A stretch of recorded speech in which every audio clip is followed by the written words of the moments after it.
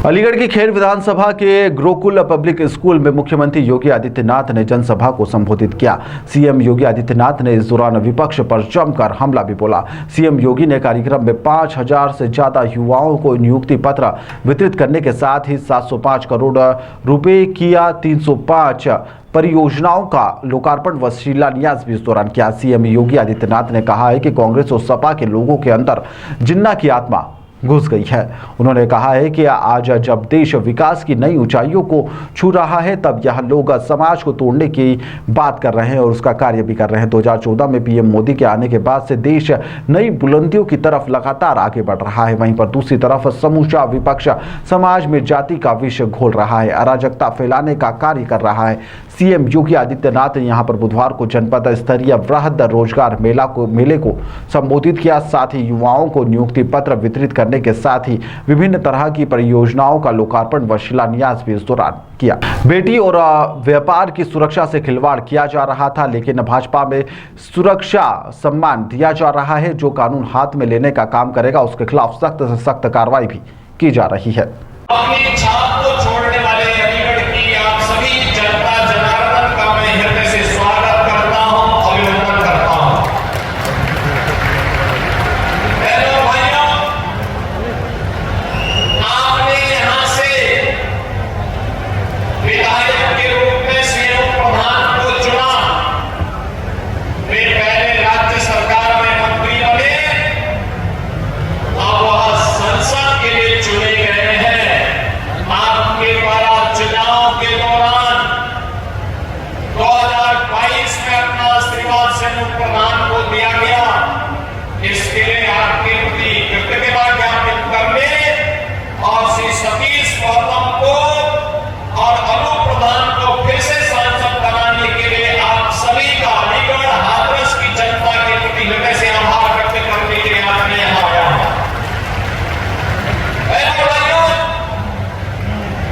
ये सच है कि विकास का कोई विकल्प नहीं हो सकता। विकास के साथ रोजगार भी चाहिए, लेकिन इन सब की आधारशिला है सुरक्षा। सुरक्षा के बगैर कुछ नहीं हो सकता। सुशासन की स्थापना नहीं हो सकती। युवाओं के सपने को उड़ान देने के लिए पंख नहीं लगाए जा सकते। लेकिन आज हमारा सौभाग्य है कि भारत का सशक्त नेतृत्व प्रधानमंत्री मोदी जी के नेतृत्व में दुनिया के अंदर भारत को सबसे बड़ी अर्थव्यवस्था के रूप में स्थापित करने के लिए जिस प्रतिबद्धता के साथ कार्य कर रहा है, उसके परिणाम हम सबके सामने हैं। और प्रधानमंत्री मोदी जी की प्रेरणा से ये कार्यक्रम आज युवा अपनी नौकरी करने के लिए शहर में जाता था, आज वे लोग सरकार के साथ मिलकर के युवा के पास जा रहे हैं कि चलिए आपके लिए हम नौकरी दे रहे हैं, आइए आप अपनी स्किल के अनुसार नौकरी प्राप्त करिए, हम आपकी क्षमता का उपयोग करते हुए आपके रोजगार और सम्मानजनक जीवन की उचित व्यवस्था देंगे। भाइयों, आज यहां पर 63 से भी कंपनियां रोजगार देने के लिए आई हैं। ये रोजगार मेला उत्तर प्रदेश सरकार के सहयोग से यहां पे बनाया गया है। यहां के उद्योग, लेकिन अराजकता फैलाने की छूट भी किसी को नहीं देंगे, अव्यवस्था फैलाने की छूट भी किसी को नहीं देंगे, गुंडागर्दी फैलाने की छूट भी किसी को नहीं देंगे।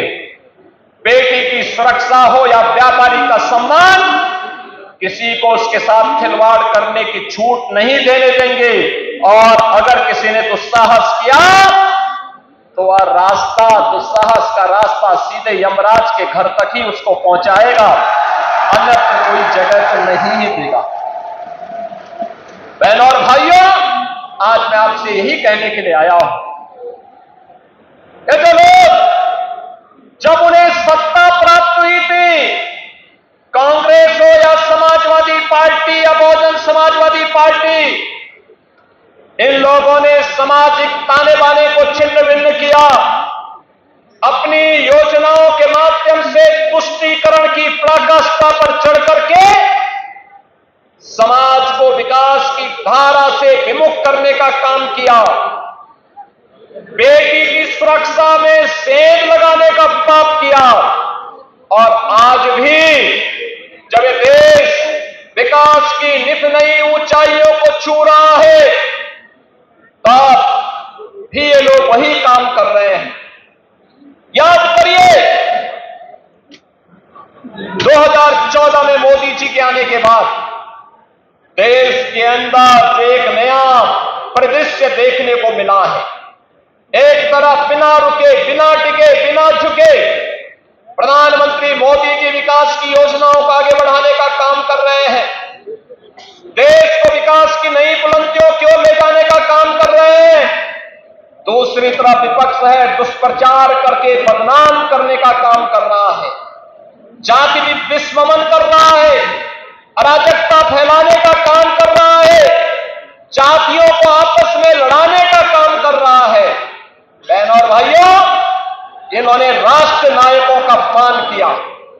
नेताजी सुभाष चंद्र बोस हो, सरदार वल्लभ भाई पटेल हो, डॉक्टर श्यामा प्रसाद मुखर्जी हो, या फिर महाराजा महेंद्र प्रताप सिंह, इन सब का अपमान अगर किसी ने किया था तो कांग्रेस ने किया था। कांग्रेस ने कभी भी इन महापुरुषों को, इन राष्ट्र नायकों को सम्मान नहीं दिया। कन्नौज में जो कुछ हुआ, ये सब घटनाएं तो ये बताती हैं कि कांग्रेस हो या समाजवादी पार्टी, इनके अंदर, बहनों और भाइयों, इनके अंदर लगता है जिन्ना की आत्मा घुस गई है, और जिन्ना की आत्मा घुस करके फिर से जिन्ना ने देश का विभाजन करने का पाप किया था, और इसीलिए अंतिम समय पे घुट घुट करके मरा था। ये लोग वही पाप आज ये लोग कर रहे हैं, समाज को बांट रहे हैं, जाति विस्मरण कर रहे हैं, सामाजिक ताने बाने को छिन्न भिन्न कर रहे हैं, कट्टरवादी ताकतों को, उनके दुस्साहस को बढ़ाने का काम कर रहे हैं। लेकिन हमारा विश्वास प्रधानमंत्री मोदी जी के सशक्त नेतृत्व पर है।